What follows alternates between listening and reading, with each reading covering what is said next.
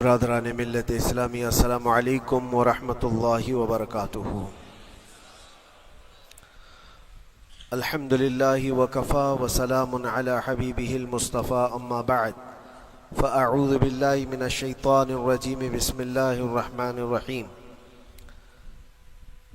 ارأیت من اتخذ الہہ ہواہ افانت تکون علیہ وکیلا ام تحسب ان اکثرهم يسمعون او يعقلون انهم الا كالانعام بل هم اضل سبیلا۔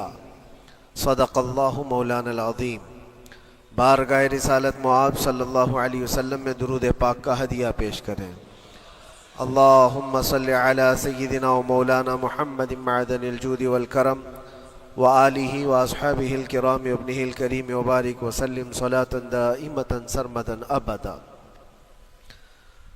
رب ذوالجلال قرآن عظیم میں یوں ارشاد فرماتا ہے، اے رسول کیا آپ نے نہیں دیکھا ان لوگوں کو جنہوں نے اپنی خواہشات کو اپنا خدا بنا لیا ہے، اپنی خواہشات کو اپنا معبود بنا لیا ہے، جو وہ چاہتے ہیں اسی کے پیچھے بھاگتے ہیں، اس کی عبادت کرتے ہیں۔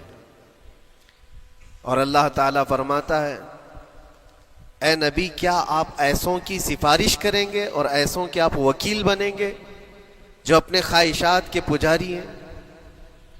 اور اللہ فرماتا ہے ان میں سے تو اکثر ایسے ہیں کہ انہیں عقل نہیں ہے، وہ جانوروں سے بھی بدتر ہیں، جو اپنے خواہشات کے پیچھے بھاگ رہے ہیں۔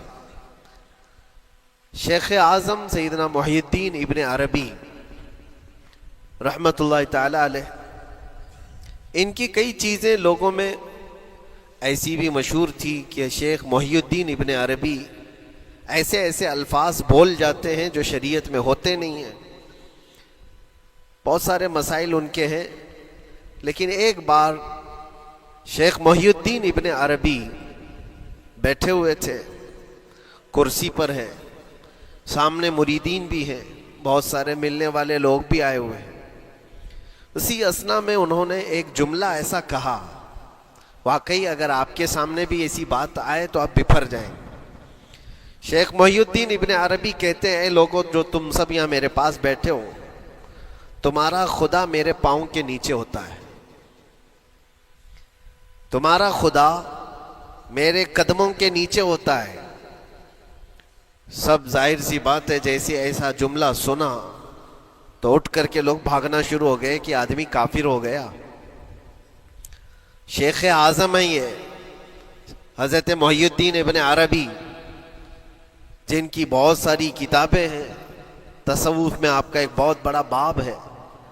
لوگ اٹھ کر کے ادھر سے ادھر چلنے لگ گئے کہ ایسے ایسے جملے بول رہے ہیں، یہ محی الدین ابن عربی کو ہو کیا گیا؟ خدا پیروں کے نیچے ہوگا؟ کفریہ جملہ ہے۔ سب تو چلے گئے، دو باقی رہ گئے جو مخصوص مریدین میں سے تھے۔ انہوں نے کہا کہ حضور جو جملے سنے ہم کو بھی کانوں پر یہ وزن لگ رہے ہیں، لیکن کیوں کہا آپ نے ایسا؟ اس کا کچھ معنی ہے؟ آپ جیسے عظیم المرتبت بزرگ سے ایسا جملہ کیسے ممکن ہے؟ انہوں نے فرمایا کہ ان سب کو بھی تو یہ پوچھنا چاہیے تھا میرے بولنے کا مطلب کیا ہے۔ فوراً بدگمانی کیا اور بھاگ گئے۔ تم دو باقی رہ گئے، میں بتاتا ہوں کہ میں نے یہ جملہ کیوں کہا تھا۔ تو کرسی پر بیٹھے تھے اور چٹائی نیچے بچھی ہوئی تھی یا قالین بچھی ہوئی تھی جس پر لوگ بیٹھے ہوئے تھے۔ آپ نے اپنے ان دو مریدین سے کہا یہ چٹائی اٹھاؤ۔ چٹائی اٹھائی تو دیکھا وہاں پر سونے کے، چاندی کے سب سکے رکھے ہوئے تھے جو شیخ محی الدین ابن عربی کے پیروں کے نیچے تھے۔ کہا وہ جتنے آئے تھے وہ اسی کی عبادت کرتے تھے، اس لیے میں نے کہا کہ تمہارا خدا میرے پاؤں کے نیچے ہوتا ہے۔ وہ خواہشات کے پجاری ہیں، میں نے اللہ نہیں کہا۔ اللہ رب العزت وہ قادر مطلق ہے، میں نے کہا جس کی تم عبادت کرتے ہو، جس کو تم خدا بنائے رکھے ہو، وہ میرے پیروں کے نیچے ہوتا ہے۔ اور حقیقت ہے میرے عزیزوں، جنہوں نے خواہشات کے پیچھے بھاگنا شروع کیا، در حقیقت وہ اپنا خدا بنا چکے ہیں ان کو۔ کیا ایسا نہیں ہوتا ہے کہ جو بندہ ضدی طبیعت کا ہوتا ہے، چاہ لیتا ہے کہ یہ مجھے چاہیے تو چاہیے، یہ مجھے چاہیے تو چاہیے. یہ جو ضد ہے اپنی خواہش کو پوری کرنا، یہاں پر کہا گیا ہے کہ وہ اپنی خواہش کی عبادت کر رہا ہے، اس کے پیچھے بھاگ رہا ہے. اسی لیے اللہ کے نبی صلی اللہ تعالی علیہ وسلم کی ایک حدیث میں آپ کو سناؤں. حضور اکرم صلی اللہ علیہ وسلم ارشاد فرماتے ہیں لا یؤمن احدکم حتی یکون ہواہ تبعا لما جئت بہ. تم اس وقت تک پورے مومن نہیں ہو سکتے جب تک کہ اپنی خواہشات کو میری مرضی کے مطابق نہیں بنا دو گے. حضور کے قدموں میں لا کر اپنی ہر خواہش کو قربان کرنا ہو. یہ نہیں کہ میری چاہت تو ایسی ہے، میں خواہش ایسی رکھتا ہوں لیکن شریعت ایسا کہتی ہے. یہ جب ٹکراؤ آیا تو سمجھ لو کہ تمہارے اندر ایمان آیا ہی نہیں ہے، تم مومن نہیں ہو. مومن وہ ہے جہاں دنیا کی ساری خواہشات وہ حضور کے قدموں پر قربان کر دیتا ہے، اس کی اپنی کوئی خواہش نہیں ہوتی. اسی لیے میں اکثر یہ کہتا ہوں ان نوجوانوں سے جن کو کچھ نصیحت کی جائے تو وہ کہتے ہیں کہ مولانا ہماری لائف ہے، ہمیں انجوائے کرنے دی جائے. یہ ابھی تو ہماری لائف ہے، ہماری اپنی لائف کو ہمیں انجوائے کرنے دیا جائے. نادان کس نے کہا کہ تیری اپنی لائف ہے؟ تیری لائف ہے کہاں؟ زندگی یہ نہیں کسی کی کسی کے لیے، زندگی ہے نبی کی نبی کے لیے. اور نہ سمجھ مرتے ہیں زندگی کے لیے، ارے جینا مرنا ہے سب کچھ نبی کے لیے. جو خواہشات کو لا کر کے حضور کے قدموں پر رکھ دیتا ہے تو پھر وہ کہتا ہے میرے عزیزو، وہ پھر آ کر کے یہ کہتا ہے اپنی خواہشات، اپنی طبیعت جہاں سب مر جاتی آدمی کی، اس کی اپنی کچھ نہیں ہوتی، تب اس مومن کی زبان سے یہ نکلتا ہے یا رسول اللہ زمین و زمان تمہارے لیے، مکین و مکان تمہارے لیے، چنین و چنا تمہارے لیے، بنے تو جہاں تمہارے لیے، ہم آئے یہاں تمہارے لیے، اٹھے بھی وہاں حضور کے لیے. اس کا اپنا کچھ نہیں ہوتا. اپنی خواہش ہوگی تو میں کرتا رہے گا، اور جتنی خواہشات کے پیچھے بھاگتا رہے گا دنیا اس کا پیچھا کبھی نہیں چھوڑتی، اور نہ ہی دنیا اس کو کبھی سیراب ہونے دے گی، کبھی پیٹ بھرنے دے گی ہی نہیں. وہ بھوکا ہی رہے گا، وہ پیاسا ہی رہے گا جو دنیا کے پیچھے بھاگتا ہے. ایک مرتبہ سیدنا عبداللہ ابن مسعود رضی اللہ تعالیٰ عنہ غمگین بیٹھے ہوئے تھے، کسی بات کا غم ہوگا. نبی پاک صلی اللہ تعالیٰ علیہ وسلم کا گزر ہو رہا تھا. آپ نے دیکھا، حضرت عبداللہ ابن مسعود سے پوچھا کہ غم کیوں ہے؟ تو آپ خاموش رہے. تو اللہ کے نبی صلی اللہ علیہ وسلم نے ایک جملہ فرمایا جو آج ہم سب کے لیے سبق ہے میرے عزیزوں. فرماتے ہیں لا تکثر ہمک ما یقدر یکن. اپنے غم کو زیادہ مت بڑھا، جتنا لکھا ہے اتنا مل کے رہے گا. وما ترزق یأتک. جتنا اللہ نے رزق لکھا ہے وہ آ کر رہے گا، وہ تیرے پاس آ جائے گا. غم کب بڑھتے ہیں انسانوں کے؟ ہمارے اندر جو ٹینشن جس کو آپ کہہ رہے ہو، فرسٹریشن کہہ رہے ہو، یہ سب چیزیں انسان کی زندگی میں کب آتی ہیں؟ جب یہ اپنی لو اور اپنی خواہشات دنیا سے لگاتا ہے. خالق سے اگر لگاتا ہے تو پھر اس کے غم نہیں بڑھتے، بلکہ غموں کا مداوا ہے. اسی لیے بزرگوں نے فرمایا کہ اگر ٹینشن فری جینا چاہتے ہو تو انسانوں سے امیدیں کم کر لو، اللہ کی ذات سے یقین بڑھا لو، اس کی ذات سے یقین بڑھاؤ. ہم نے دیکھا ہے اپنی زندگی میں جس سے ہم ملتے رہے، جس سے کچھ خواہشیں رکھتے رہے یا جس کے متعلق کچھ امیدیں وابستہ کر رکھی، یہاں امیدیں ٹوٹ جاتی ہیں، پھر انسان کا غم بڑھتا ہے، انسان مغموم ہو جاتا ہے. اللہ کی ذات سے جو وابستہ ہوا اور وہاں جو آس لگایا وہ ہر دن بشاشت کے ساتھ جیتا ہے، یقین کے ساتھ جیتا ہے. اسی لیے میرے عزیزوں، یہاں جس نے بھی اپنے خواہشات کو دنیا کے ساتھ لگایا ہے اسے کم کرنا ہے. لا تکثر ہمک ما یقدر یکن. اللہ کے نبی فرماتے ہیں اپنے غموں کو زیادہ مت کر، جتنا لکھا ہے اتنا تجھے مل کر رہے گا. اس دار فانی میں، اس عمل کی دنیا میں ہم نے اپنے بہت ساری چیزیں پھیلا رکھی ہیں. ایک چیز میں آپ کو بتاؤں کہ کبھی کبھار میں دیکھتا ہوں موبائل کو، اب سب کے ہاتھوں میں موبائل ہے، اور کبھی کبھار یہ اسٹک بھی ہوتا ہے. اچھی اچھی کمپنیوں کے موبائل بھی اسٹک ہو جاتے ہیں, یا تو کبھی بہت زیادہ بیٹری گرم ہو جاتی ہے اور موبائل بھی گرم ہونے لگتا ہے. پھر اس کا حل کیا ہے؟ ایکسپرٹ سے پوچھتے ہیں موبائل کبھی ہینگ ہو رہا ہے یا کبھی بہت بیٹری گرم ہو رہی ہے, اس کے ریزن کیا ہے؟ تو وہ ایکسپرٹ یہی بتاتے ہیں کہ اس کے اوپر اوور لوڈ ہو سکتا ہے, بہت زیادہ اس میں ڈیٹا جمع ہو چکا ہے اور پھر بیک گراؤنڈ میں ایکٹیو ہے بہت زیادہ, جس کی وجہ سے بیٹری ہارمفل ہے, بہت زیادہ گرم ہو جاتی ہے. یا تو پھر ایک ساتھ کئی چیزیں اس کے اندر ڈال دی جاتی ہیں تو اس کا پروسیس کم ہو جاتا ہے, اسٹک ہو جاتی ہے. یہ تو موبائل ہے جو تمہیں سکھا رہا ہے. یہی چیز ہے دنیا کے ہمارے اس لائف میں, ہماری زندگی میں بہت زیادہ چیزیں اگر دماغ میں آ جاتی ہیں تو پھر دماغ گرم بھی ہو جاتا ہے اور اسٹک بھی ہوتا ہے, ہر چیز سوچنے سے بھی عاری ہو جاتا ہے, صحیح طریقے کے فیصلے نہیں لے پاتا. اچھا نقصان کیا ہے اس کا؟ سیم ہم نے موبائل ایکسپرٹ سے بھی پوچھا, جب موبائل بہت زیادہ گرم ہونے لگے یا اسٹک ہونے لگے تو اس کو کیا کرنا چاہیے؟ تو ایکسپرٹس بتاتے ہیں کہ اس کے ریڈیشن بہت زیادہ ہوتے ہیں اس وقت اور یہ نقصان پہنچا سکتا ہے. جو استعمال کر رہا ہے اس کے دماغ پر بھی اثر کرے گا, آس پاس کے لوگوں پر بھی اثر کرے گا. ایک موبائل کے اوپر اگر زیادہ لوڈ آ جائے تو اس کے ریڈیشن آس پاس سب کو خراب کرتے ہیں. یہی حال انسان کی زندگی کا ہے. تمہارے دماغ کے اوپر اگر غم زیادہ بیٹھ گئے اور بہت زیادہ دماغ حاوی ہو گیا تو خود کا تو نقصان کرو گی ہی, آس پاس جتنے ہیں سب کا نقصان کرو گے. تمہاری وجہ سے تمہارے ماں باپ بھی پریشان, تمہاری اولاد, تمہارے بیوی بچے سب اس پہ ان سب چیزوں میں ملوث ہو جاتے ہیں. اب اس کا علاج کیا ہے؟ کہا گیا موبائل کو آف کر دو, ڈیٹا کم کر دو, اس کے اندر سے کچھ چیزیں ڈیلیٹ کر دو, پھر یہ اپنے نارمل حالت میں آ جائے گا. سیم آپ کے لیے بھی ہے, دماغ میں دنیا کے بہت سارے فطور بھرے ہو تو تھوڑی چیزیں ڈیلیٹ کر دو, تھوڑے دنوں کے لیے اپنی اس ایکٹیو لائف کو روک دو اور آ جاؤ اللہ کی بارگاہ میں اور آنکھ بند کر کے اس کی طرف لو لگاؤ, اس لیے کہ ہماری بیٹری جو چارج ہوگی وہ خالق کائنات سے ہی ہوگی. بنانے والا ہی بہتر جانتا ہے اس کی زندگی کس چیز سے چلتی ہے.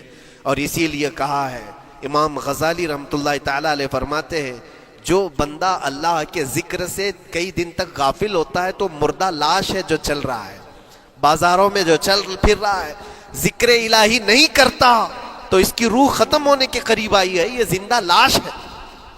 یہاں زمانے ہو گئے, مہینوں بیت گئے, برسوں ہو جاتے ہیں, کتنے دن ایسے ہیں آپ نے اللہ کے ذکر کے لیے الگ سے وقت نکالا ہو؟ کہاں ہے وقت؟ نماز بھی ایسے پڑھ کر کے بھاگ جاتے ہیں جیسے لگتا ہے کہ کوئی چیز ہمارے اوپر سوار تھی, جلدی سے ہٹا دی اور بھاگ گیا. نہیں میرے عزیزوں, ہماری روح جب بیمار ہوتی ہے, ہماری روح کو جب بھوک لگتی ہے تو اللہ کے ذکر سے اس کا علاج بھی ہوتا ہے اور اس کو رزق بھی ملتا ہے. لیکن ہم رزق دیتے ہی نہیں. کبھی آپ نے دیکھا ہماری باڈی کو, صبح ناشتہ نہ کرو, دوپہر میں کھانا نہ کھاؤ تو شام تک ہمارا جسم ہچکولے لینے لگتا ہے, چکر آنے لگ جاتے ہیں. کیوں؟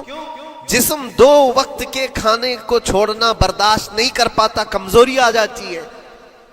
جسم کو بھوک لگتی ہے, ہمیں کھانا دینا اسے ضروری ہے. اسی طرح اللہ نے ہماری جو روح بنایا ہے, روح کو بھی رزق کی ضرورت ہے. اور روح کا رزق کیا ہے؟ روح کا کھانا پینا کیا ہے؟ کاجو بادام میوے پستے کھا کر کے روح کو طاقتور نہیں بنا سکتے. فرمایا گیا روح کی غذا اللہ کا ذکر ہے. جب بندہ اللہ کا ذکر کرتا ہے تو اس کی روح کو طاقت ملتی ہے اور روح کمزور نہیں رہتی, طاقتور بن جاتی ہے. عزیزان گرامی وقار, پھر میں خلاصتاً یہ بات کہوں گا کہ ہم نے دنیا میں اتنی ساری چیزیں پھیلا لی ہیں, اتنے سارے, جس کی وجہ سے غموں کا بوجھ ہمارے دماغ پر طاری ہے.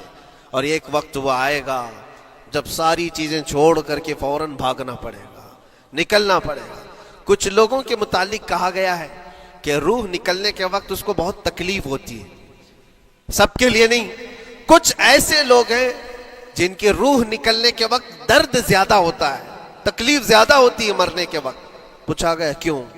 کہا کہ یہ روح جو ہے اس کی ساری بنائی ہوئی چیزوں میں اٹکی ہوئی ہے, اس کی اولاد میں بھی ہے, اس کے مال میں بھی لگی ہوئی ہے, اس کے گھر میں بھی لگی ہوئی ہے، اس کے جائیداد میں بھی لگی ہوئی ہے۔ روح جب نکل رہی ہوتی ان سب چیزوں سے بھی نکل رہی ہے، جہاں جہاں اس کی خواہشات لگی ہوئی تھی سب جگہ سے کھینچا جا رہا ہے، تو درد بڑھتا چلا جاتا ہے، تکلیف بڑھتی چلی جاتی ہے، اور پھر وہ جب دیکھ رہا ہوتا ہے خالی ہاتھ جا رہا ہو، تکلیف زیادہ ہوتی۔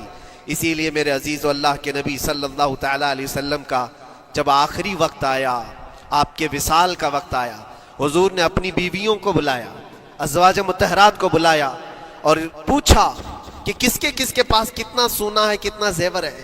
ازواج مطہرات نے کہا میرے پاس اتنا ہے، ان کے پاس اتنا ہے، سب نے اپنے چاندی سونے کے زیورات لا کر پیش کر دیا۔ حضور پاک صلی اللہ علیہ وسلم نے فرمایا اے میری بیویوں، اے میری ازواج، اگر تم چاہو تو یہ سب اللہ کی راہ میں خیرات کر دو، اللہ کی راہ میں اس کو وقف کر دو، خیرات کر دو۔ بیویوں نے پوچھا یا رسول اللہ صلی اللہ علیہ وسلم، کیا آج سے سونا چاندی پہننا حرام ہو گیا ہے؟ کیا ہمارے لیے ناجائز ہو گیا ہے؟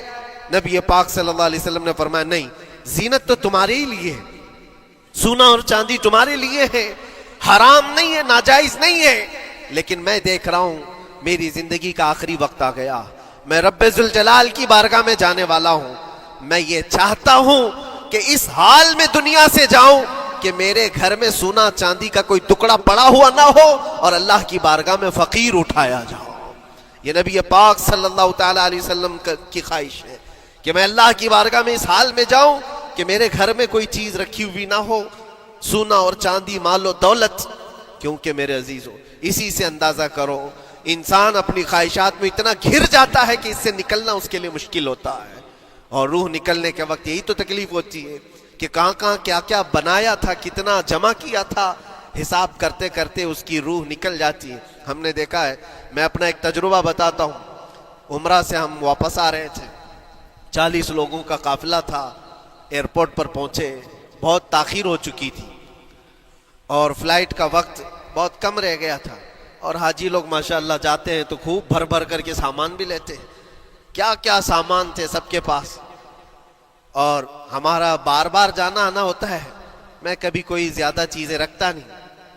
ہم تو آگے نکلے، گروپ پورا تھا اور سارے لوگ سامان لے کر کھڑے تھے، وقت گزرتا گیا، فلائٹ جہاں چیک ان ہو رہا تھا سامان، انہوں نے کہا کہ 25 کلو سے زیادہ کا الاؤڈ نہیں ہے، اور یہاں 40 کلو لے کر بیٹھے ہوئے تھے، میرا تو تھوڑا سا لے لے، تیرا تو تھوڑا سا لے لے، ایک دوسرے کو پیش کر رہے ہیں۔ 3-4 لوگوں نے تو مجھے پکڑایا کہ آپ کے پاس سامان کم ہے مفتی صاحب، آپ تھوڑا سا ہمارا لے لو، جس کا لے سکتے تھے لے لیا۔ پھر اس کے بعد 1 گھنٹے سے کم ٹائم بچا تھا، انہوں نے کاؤنٹر کلوز کر دیا۔ میں نے دیکھا 20 سے 25 حاجی ایسے ہیں جن کا سامان بکھرا ہوا ہے، اور کیا لے جا سکتے ہیں ہاتھ میں، وہ بھی 7 کلو 8 کلو اتنا ہی تھا۔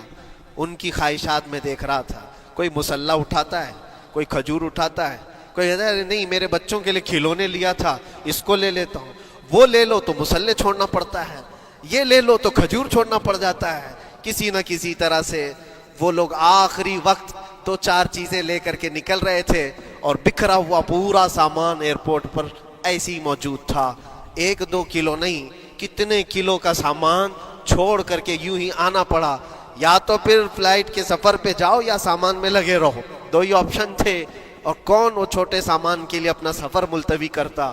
واپس آئے، حسرت بھری نگاہوں سے دیکھتے رہے اپنے سامان کو، اور پھر اندر آ کر جب بیٹھے میرے ذہن میں یہ بات گونجنے لگی، یہی حالت ہوتی ہوگی جب انسان دنیا سے جا رہا ہوتا ہے، جب یہاں سے رخصتی کا وقت آتا ہے اور ملک الموت سر پر آ کر کھڑا ہو جاتا ہے، روح نکلنے کے لیے بھی تھوڑا سا وقت باقی ہے، بس منٹوں میں بھی نہیں رہ گیا، جب اس کو نظر آتا ہے اب یہ سوچتا ہے اتنی نمازیں باقی رہ گئی، اتنی زکوٰۃ بھی رہ گئی، حج بھی تھا، اور بھی کچھ چیزیں کسی کے دینے کے باقی تھے، قرضے بھی تھے، کس چیز کی نصیحت کروں، کس چیز کی وصیت کروں، فلاں جگہ ایک گھر خرید کر کے اس کے ڈاکیومنٹ تو وہاں رکھا تھا، بیٹے کو بھی نہیں بتایا، بیٹی کو بھی نہیں بتایا، پتہ نہیں کس کے ہاتھ لگ جائے گا، یہ خواہشات گھومتی رہتی ہے، وہ کسی کو بتا بھی نہیں پاتا، ادھر ملک الموت روح نکال کر نکل پڑتی۔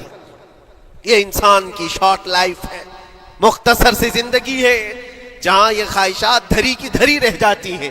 اسی لیے شیخ سعدی نے بہت اچھی بات فرمائی، ایک بادشاہ نے اعلان کیا تھا اپنے وزیروں میں سے ایک کو، اس سے بہت خوش ہوا اور کہا جا آج تجھے میں اتنی جائیداد دوں گا،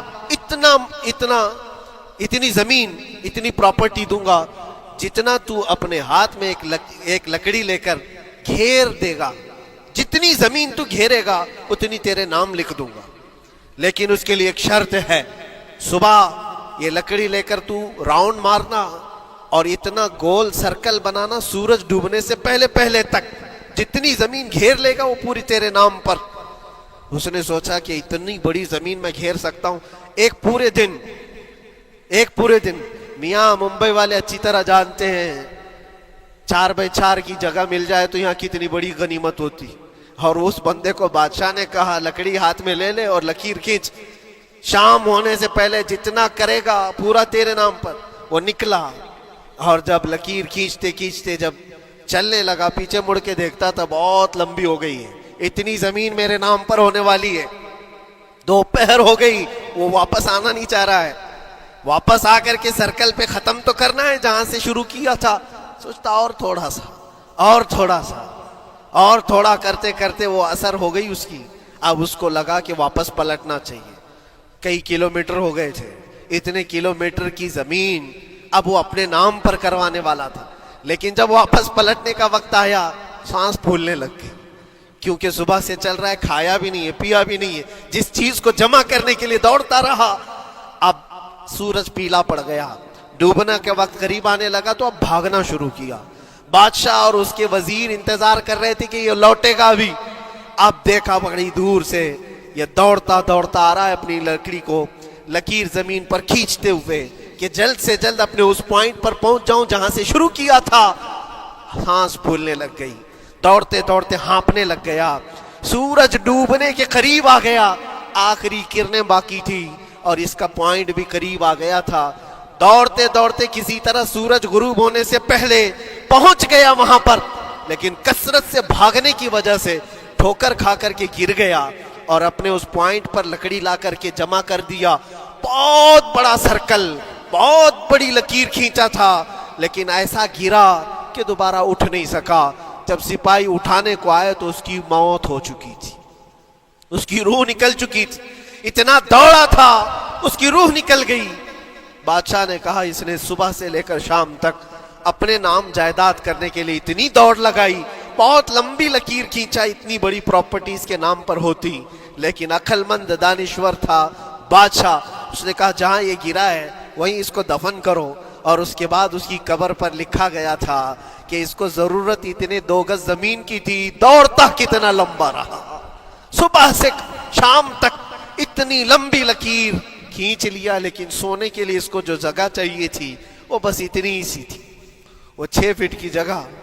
عزیزان گرامی، یہ ایک زندگی کے کسی کا حادثہ ہو سکتا ہے، لیکن میں نے دیکھا ہے کہ تقریباً سب کی لائف میں یہی ہے، ہم اپنی خواہشات کے پیچھے اتنی تیز دوڑتے رہتے ہیں، لیکن جس چیز کی ہمیں ضرورت ہے اس کی طرف ایک بار بھی نظر نہیں کرتے۔ کون سی چیز ہے جس کی ہمیں ضرورت ہے؟ وہ ہمیشہ کی زندگی آخرت کے لیے جو چیز چاہیے وہ اللہ کا ذکر ہے، وہ رب ذوالجلال کی ذات پر یقین اور توکل ہے۔ آج اللہ نے صحت و سلامتی کے ساتھ زندگی دی ہے تو وقت نکالو اور بارگاہ رب العزت میں آ جاؤ۔ میرے عزیزوں، آخری بات عرض کرتا ہوں، خواہشات جہاں ختم ہونی چاہیے وہ کیسی ہے؟ اللہ کے نبی صلی اللہ تعالیٰ علیہ وسلم مجلس میں بیٹھے، ایک صحابی کا مسئلہ ایسا تھا کہ وہ صبح جلدی دوڑ کر کے چلے جاتے تھے۔ صحابہ نے ان کی شکایت کی کہ یہ فجر میں اتنی جلدی چلے جاتے ہیں کہ کسی سے ملتے ہی نہیں۔ حضور نے پوچھا کہ وجہ کیا ہے؟ ان سے پوچھا گیا تو انہوں نے کہا یا رسول اللہ صلی اللہ علیہ وسلم، میرا گھر ایک یہودی کے گھر سے لگا ہوا ہے، اور یہودی کے گھر پہ ایک کھجور کا درخت ہے جس کی شاخیں میری آنگن میں بھی آتی ہیں، اور پکی کھجوریں صبح صبح میرے آنگن میں گر جاتی ہیں۔ میں اس لیے جلدی دوڑ کر کے جاتا ہوں، میرے بچے اٹھنے سے پہلے وہ کھجوریں جمع کر کے میں اس یہودی کو دے دوں کہ کہیں انجانے میں میرا کوئی بچہ وہ کھجور کھانا لے۔ ہمارے لیے وہ حلال نہیں ہے۔ یہ صحابی رسول کا عمل تھا۔ اللہ کے نبی صلی اللہ علیہ وسلم نے فرمایا اپنے بچوں کو حلال کھلانے کے لیے اتنی فکر۔ عزیزان گرامی وقار، اب سنیے، یہ تو حالات ایسے ہو گئے، یہاں بڑے بڑے درخت ہی نگل گئے، کھجور تو چھوڑے، ڈکار بھی نہیں، حرام چیزوں کے اوپر تو کئی لوگوں کی زندگی آباد۔ خیر، حضور پاک صلی اللہ علیہ وسلم نے ان کا مسئلہ دیکھ کر کے، ان کی تکلیف کو دیکھ کر کے اپنے صحابہ میں اعلان کیا، کوئی ہے جو اس یہودی کا درخت خرید کر کے میرے اس صحابی کو دے دے، میں اسے جنت میں پورا باغیچہ عطا کروں، جنت میں پورا باغ اسے عطا کروں۔ صحابہ، ظاہر سی بات ہے، ایک بار حضور نے فرمایا تو پھر اس کو حاصل کرنے کے لیے ایسی دوڑ لگتی تھی، سب گئے، میں حاصل کر لوں، میں حاصل کر لوں۔ اب اس یہودی کو منانا تھا کہ تو ایک درخت جو ہے اپنے پڑوسی کو بیچ دے، آنگن میں اس کے ہے، بیچ دے۔ اب اس کو لگا کہ ان لوگوں کی ضرورت ہے، مجبوری ہے، تو وہ بھی اکڑ کر بیٹھا کہ مجھے بیچنا نہیں، مجھے دینا نہیں۔ اب سنیے میرے عزیزوں، مدینے میں ایک صحابی ہیں ابو دحداح، اللہ اکبر، کبھی میں پڑھتا ہوں تو حیرت ہوتی ہے۔ ابو دحداح مدینے کے اس صحابی کا نام ہے جن کا باغیچہ پورے مدینے میں سب سے مشہور ہے، ان کی کھجوریں سب سے مہنگی کھجوریں، اوالی مدینہ آج بھی مشہور ہے، جہاں کی اجوا کھجوریں بہت پسند کی جاتی ہیں۔ ابو دحداح کا باغیچہ بنا ہوا تھا، بڑا خوبصورت تھا، لوگ مثال دیتے تھے، تعریفیں کیا کرتے تھے، ابو دحداح کا باغیچہ مدینے میں سب سے قیمتی باغیچہ ہے۔ ابو دحداح حضور کی بارگاہ میں آتے ہیں، کہتے ہیں یا رسول اللہ صلی اللہ علیہ وسلم، اگر میں اس ایک درخت کو خرید کر کے وقف کر دوں تو کیا میرے آقا مجھے بھی ملے گا جنت میں؟ اللہ کے نبی نے فرمایا جو میں نے وعدہ کیا ہے وہ تجھے بھی عطا کیا جائے گا۔ ابو دحداح کہتے ہیں اس یہودی کے پاس سیدھے آتے ہیں، کہا کہ تو ایک درخت بیچ دے گا، بدلے میں میں تجھے بہت اچھی قیمت دیتا ہوں۔ اس نے کہا کیا دو گے؟ کہا مدینے میں ابو دحداح کا باغیچہ تمہیں پتہ ہے؟ اس نے کہا ہاں جانتا ہوں، نام بہت سنا ہوا ہے۔ کہا وہ پورا باغیچہ اس ایک درخت کے بدلے دے دیا جائے گا، ایک درخت کے بدلے دے دیا جائے گا۔ اس یہودی نے کہا کیا مذاق کر رہے ہو؟ یہ کیا مذاق ہے؟ میرے آنگن میں اگے ہوئے ایک درخت کی وجہ سے ابو دحداح کا اتنا قیمتی باغیچہ دے دیا جائے گا، یہ کیسے پاسبل ہے؟ اس صحابی نے کہا اللہ کے نبی کی بات ہے، ہم مذاق نہیں کرتے، ہمارے لیے وہ ایک باغیچہ کیا ایسے 70 باغیچے ہوں، نبی پاک کی بات پر ہم سب عطا کر دیں، سب ہم وقف کر دیں۔ اس یہودی نے کہا کہ ان کی تو مت ماری گئی ہے مسلمانوں کی، یہ دیکھو اپنے نبی کی بات پر اتنا قیمتی باغیچہ مجھے دینے کو تیار ہے۔ اور پھر اس نے سوچا سودا بھی تو اچھا ہی ہے، باغیچہ تو ملے گا ہی، لیکن جو میں درخت بیچ رہا ہوں یہ جائے گا کہاں؟ یہ بھی تو میرے آنگن میں ہی رہنے والا ہے۔ درخت اگر کوئی خرید لیا تو ایسا تو نہیں ہے کہ یہ درخت وہاں جائے گا، یہ تو میرے آنگن میں ہی ہے۔ سودا کر لیا۔ کہا بات اگر سچی ہے تو میں یہ درخت اپنے پڑوسی کو جو تمہارا دوست ہے مسلمان اس کو دے رہا ہوں، بدلے میں مجھے ایک باغیچہ دے دو۔ ابو دحداح نے اسی وقت لکھ کر کے دے دی، یہ باغیچہ تیرے نام کا ہے۔ سوچو میرے عزیزوں، جس کو سینچا ہو محنتوں سے، جس باغیچے کو سجایا ہو، وہ راستے میں کھڑے ہو کر کے اس کا سودا کر رہے ہیں، کس بات پر؟ حضور پاک کی بات تھی، رسول اللہ کا فرمان تھا۔ آئے، ان کی بیوی ان کے بچے، باغیچے میں ہی گھر بنا ہوا تھا، نہایت ٹھنڈا گھر ہوا کرتا تھا، وہ لوگ سکون کے لیے وہاں بیٹھتے تھے۔ ابو دحداح اپنے باغیچے کے دروازے پر آئے، پھاٹک پر، اندر نہیں آتے، باہر کھڑے ہو کر کے اپنی بیوی کو پکارتے، ام دحداح پوچھتی ہے، وہ آواز آتی ہے کیا ہوا اندر کیوں نہیں آتے؟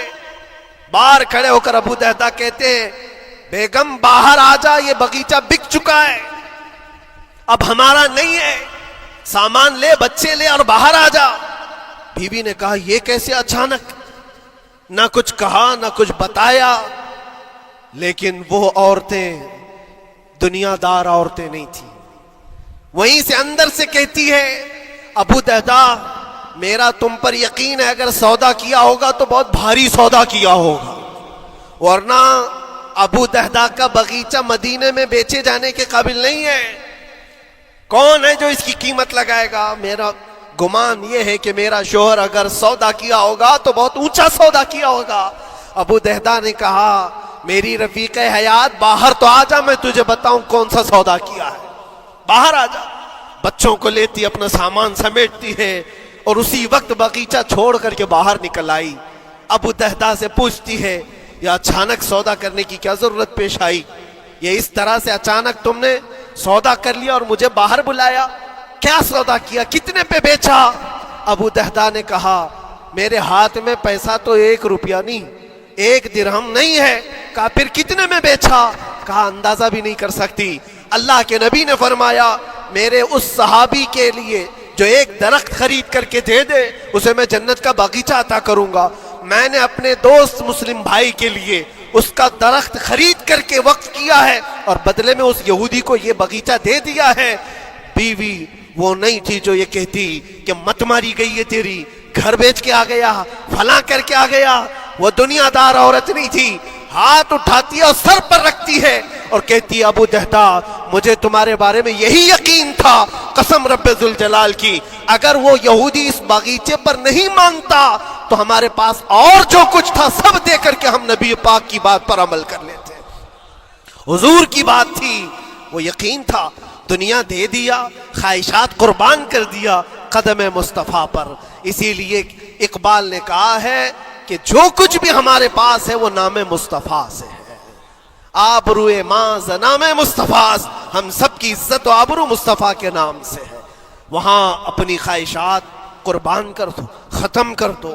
اپنے اندر کی جتنی چیزیں ہیں حضور نے فرمایا تو اس کے بعد اپنی طبیعت نہیں، اپنی خواہش نہیں. تم اپنے گھر پر سوچتے بیٹھے رہو گے کہ میرا گھر کیسے، میری بیوی کیا بول رہی ہے، میرا باپ کیا بول رہا ہے، میری ماں کیا بول رہی ہے. نہیں، وہ صحابہ کی زندگی یہ تھی دنیا کیا بول رہی ہے اس سے ہمیں مطلب نہیں، میرے مصطفیٰ کیا فرما رہے ہیں. اپنی خواہشات وہاں پر. حضرت انس بن نزیر ایک صحابی ہیں، وہ حضور صلی اللہ تعالیٰ علیہ وسلم کے بڑے رازدار صحابی تھے. حضور ان کے گھر پر موجود ہے. مکہ سے ایک لیٹر آیا، جنگوں کی وہ لوگ تیاری کر رہے تھے. اور انس بن نزیر کون ہے؟ یہ ان کی بیوی جو تھی انس بن نزیر کی، اپنی بیوی سے بہت محبت کرتے تھے، بلکہ عشق کرتے تھے، عشق کرتے تھے اپنی بیوی سے. اور عشق میں ان کی شادی بھی ہے، اپنی بیوی کو بہت چاہتے تھے. اب سنو، مصطفیٰ کریم صلی اللہ علیہ وسلم انس بن نزیر کے گھر پر ہے. مکہ سے ایک قاصد آیا اور رازدارانہ طور پر ایک خط دیا. کہا مکہ والے جنگوں کی تیاری کر رہے. حضور نے خط کو پڑھوایا اور انس بن نزیر سے کہا انس یہ بات تیرے اور میرے بیچ میں راز ہے، کسی سے نہیں کہنا. جب تک میں نہ کہوں اس خط کا ذکر کسی سے نہ کرنا. انس بن نزیر نے کہا اے اللہ کے نبی آپ کا حکم. اس کے بعد میری زبان نہیں کھلے گی. خط کو بند کر دیا، رکھ لیا. حضور جب تشریف لے گئے گھر سے، ان کی بیوی، ان کی محبوبہ، ان کی رفیق حیات جس کو بہت زیادہ چاہتے تھے آئی. کہا انس رسول اللہ گھر پر آئے تھے، کچھ راز کی بات چل رہی تھی، کیا بات چل رہی تھی؟ انس بن نزیر نے کہا دیکھ میری بیگم، محبت اپنی جگہ پر، وہ میرے مصطفیٰ کا راز، وہ میں نہیں شیئر کر سکتا، وہ نہیں بتا سکتا. بیوی ہنس کر کہتی تم نہیں بتاؤ تو کوئی بات نہیں، میں نے تو دیوار کے پیچھے سے سن لیا ہے. مکہ والے جنگوں کی تیاری کر رہے ہیں، خط آ گیا ہے. انس بن نزیر نے اپنی بیوی سے اتنی بات سنی، سیدھے جا کر کے گلا پکڑ لیا، گردن کو دبوچ دیا اور کہا اس وقت تک میں تیری گردن نہیں چھوڑوں گا جب تک میرے مصطفیٰ کا فرمان نہ آ جائے. گردن پکڑ لیا اس عورت کی جس کو سب سے زیادہ یہ چاہتے تھے. لے آئے حضور کے پاس. کہا یا رسول اللہ معاف کر دیں، آپ کا راز تھا، میں نے تو نہیں بتایا، مگر میری بیوی نے دیوار کے پیچھے سے سن لیا اور اس لیے میں اس کی گردن پکڑ کر کے لایا ہوں کہ کہیں میں مجرم نہ بن جاؤں، نبی پاک کا راز افشا کرنے والا میں مجرم نہ بن جاؤں. آقا اگر آپ حکم فرمائیں تو میں اس کو ختم کر دوں یا اس کو طلاق دے کر کے آزاد کر دوں، آپ کے فرمان پر میں کامل عمل کر سکوں. اللہ کے نبی نے فرمایا انس چھوڑ دے گردن، جس طرح تو ہمارے راز کی حفاظت کرتا ہے یہ میری صحابیہ ہے، یہ بھی میرے راز کی حفاظت کرے گی. اس کے بعد ہاتھ چھوڑ دیا اور اپنی بیوی سے کہا کہ دیکھ میری محبت، میرا عشق اپنی جگہ پر، بات جب مصطفیٰ کی آئے گی پوری کائنات کو میں چھوڑ دوں گا، میرے مصطفیٰ کی بات کو عمل کروں گا. اور اس بیوی نے بھی یہی کہا انس اگر تو مجھے راز بتا دیتا حضور کا، عشق میں ڈوب کر کے، محبت میں ڈوب کر کے، تو جو گلا تو نے میرا پکڑا کل میں تیرا گلا پکڑ کر حضور کے پاس لاتی کہ حضور یہ آپ کی غلامی کے قابل نہیں ہے. یہ ان کا کمال درجے کا ایمان تھا, اپنی خواہشات کو قربان کر دیا. ایک مدینے کی خاتون ایسی ہے, سب سے زیادہ حسین و جمیل لڑکی ہے, حضور کے پاس ایک حبشی کالے رنگ کے صحابی ہیں. آئے کہا یا رسول اللہ مجھ سے کوئی شادی نہیں کرتا. حضور نے فرمایا کہ جا میں تیری شادی کے لیے ایک جگہ پر پیغام بھیجتا ہوں. اور بھیجا اس لڑکی کے گھر. انصاری صحابی کی ایک لڑکی اتنی خوبصورت ہے مدینے میں, ان کے گھر بھیجا. یہ تو حبشی قسم کے تھے. یہ ایک پیغام لے کر کے جب آئے, ماں باپ باہر بیٹھے ہوئے, لڑکی اندر ہے. ماں باپ نے دیکھا کیوں آئے ہو؟ کہا میں پیغام لے کر آیا ہوں. کس چیز کا؟ آپ کی بیٹی سے نکاح کا. کس نے بھیجا؟ کہا اللہ کے رسول نے. ماں اور باپ ہیں, شکل و صورت دیکھی اور ان کی حسینہ بیٹی. کہا ٹھیک ہے تم جاؤ واپس, ہم حضور سے بات کر لیں گے. اتنا ہی کہا, ٹال دیا ہوگا. وہ صحابی جو آئے تھے کالے رنگ کے, انہوں نے کہا یہ تو روز کی بات تھی, ہر جگہ ریجیکٹ ہوتا ہی تھا, میرے لیے تعجب کی بات نہیں تھی, میں تو واپس آیا حضور کے پاس. ہوا گھر میں کیا, اندر جوان لڑکی جو گھر میں موجود تھی بھر آئی. کہا ماں باپ سے پوچھتی ہے کہ اماں کون آیا تھا؟ کہا ایک نوجوان نکاح کا پیغام لے کر کے. اس خاتون نے کہا, لڑکی نے کہا آپ نے کیا کہا؟ کہا ہم بعد میں بات کر لیں گے. کہا آپ کو اندازہ نہیں آپ نے کتنی بڑی خطا کی ہے. اللہ کے نبی کا فرمان آیا تھا اور آپ نے ٹال دیا. میں تیار ہوں اس کے ساتھ نکاح کرنے کے لیے, نبی پاک کا حکم ہے. ماں باپ نے کہا بیٹا تو نے دیکھا ہے, بیٹا تو نے دیکھا جو پیغام لے کر کے آیا تھا وہ تیری میچنگ کا ہے یا نہیں, تو نے دیکھا؟ اس نوجوان نے کہا, اس لڑکی نے کہا میں نے پیغام لے کر آنے والے کو تو نہیں دیکھا, آمینہ کے لال کو تو دیکھا ہے, جس نے پیغام بھیجا ہے اس کو دیکھا ہے. اس کے حکم کے بعد پھر کسی کو دیکھنا بنتا ہی نہیں ہے. وہ دونوں ماں باپ دوڑتے ہوئے حضور کے پاس آئے اور وہ صحابی ابھی بتا ہی رہے تھے کہ میں ریجیکٹ ہو کر کے آیا ہوں. تبھی ماں باپ بھی دوڑ کر کے آئے. کہا یا رسول اللہ خطا ہو گئی, ہم نے تاخیر کی, آپ کے حکم میں اے اللہ کے نبی ہم راضی ہیں, اپنی بیٹی کا نکاح انہی کے ساتھ کریں گے جن کا پیغام آپ نے بھیجا ہے. کیا اپنی خواہشات کو حضور کے قدموں میں لا کر قربان نہیں کیا؟ لیکن نکاح ہوا بھی. وہ نوجوان عبداللہ اسود نکاح کا ہے, حضور نے نکاح کروا دیا مسجد نبی, اور حضرت عثمان سے کہا کہ ان کو کچھ پیسہ دے دو, مال دے دو, شادی کا سامان تو خرید لے, جہیز لے لے, اپنا گھر سجا لے. ان کو صحابہ نے پیسے دیے, غریب تھے, میں بازار میں جا کر اپنی شادی کا سامان خرید رہے تھے. شام کے وقت اعلان ہو گیا مشرکین مکہ نے مدینے پر حملہ کیا ہے, اللہ کے نبی جہاد میں نکل رہے ہیں. یہ عبداللہ اسود جن کا نکاح مسجد میں ہوا اور رات کو سہاگ رات آج تھی, آج اپنے گھر دلہن لانے والے تھے, جو گھر سجانے کے لیے سامان خریدنا تھا جا کر کے گھوڑا خرید رہے, تلوار خرید رہے, اور اس کے بعد جنگ میں استعمال ہونے والا سامان خرید رہے. سب پیسے خرچہ کر دیے جنگ کے استعمال کے, زیرہ خرید لی, وہ ٹوپی خرید لی لوہے کی, سب خرید کر کے سیدھے میدان جنگ میں آ گئے. صحابہ بھی پہچان نہیں رہے تھے, صحابہ بھی نہیں پہچان رہے تھے. وہ غریب صحابی کبھی گھوڑے پر نہیں بیٹھے, لیکن شادی کا پورا پیسہ یہ جنگ کے سامان میں لگا دیا. اور جب جنگ شروع ہوئی احد کی, میدان جنگ میں جب صحابہ لڑ رہے تھے, حضور پاک پوچھتے اپنے صحابہ سے, یہ ایک جوان ہے جو پورا چہرہ ڈھکا ہوا ہے, گھوڑے پر بیٹھا ہے, جوان مردی کے ساتھ لڑ رہا ہے, اے میرے صحابہ جانتے ہو کون ہے یہ؟ صحابہ غور سے دیکھتے اور کہتے یا رسول اللہ یہ مدینے کا نہیں لگتا, ہمارے آپس کا نہیں ہے, کہیں باہر سے آیا ہے. حضور نے فرمایا جا کے غور سے دیکھو, اس کی کالی کالی کونیوں سے میں پہچان رہا ہوں, وہ میرا عبداللہ اسود ہے. آج میں نے اس کو شادی کے لیے پیسے دیے تھے, وہ سارے پیسوں سے یہ جنگ کا سامان خرید کر کے لایا ہے. شام ہونے سے پہلے خبر آئی عبداللہ اسود کو ظالموں نے شہید کر دیا تھا, قتل کر دیا تھا, اور وہ مٹی میں گرے ہوئے تھے. حضور خود چل کر کے آئے, عبداللہ اسود کے پاس آ کر کے بیٹھتے ہیں اور سر اٹھا کر کے اپنی گود میں رکھتے ہیں, چہرے سے دھول کو صاف کرتے ہیں, اور پھر فرماتے ہیں اللہ کے کچھ بندے ایسے ہیں جو اللہ سے کیا ہوا وعدہ پورا کر کے دکھاتے ہیں. ساری دنیا ایک طرف, فرمان مصطفیٰ ایک طرف۔ میرے عزیزوں، یہ خواہشات کی قربانیاں ہیں جب جا کر کے ایمان تکمیل پاتا ہے۔ بس اخیر میں اتنا کہوں گا، ہمارا ایمان صرف اتنا ہونا ہے، انہیں جانا انہیں مانا، نہ رکھا غیر سے کام، للہ الحمد میں دنیا سے مسلمان گیا۔ اٹھو قوت عشق سے ہر پست کو بالا کر دو، دہر میں نام محمد سے اجالا کر دو۔ وآخر دعوانا ان الحمد للہ رب العالمین۔ السلام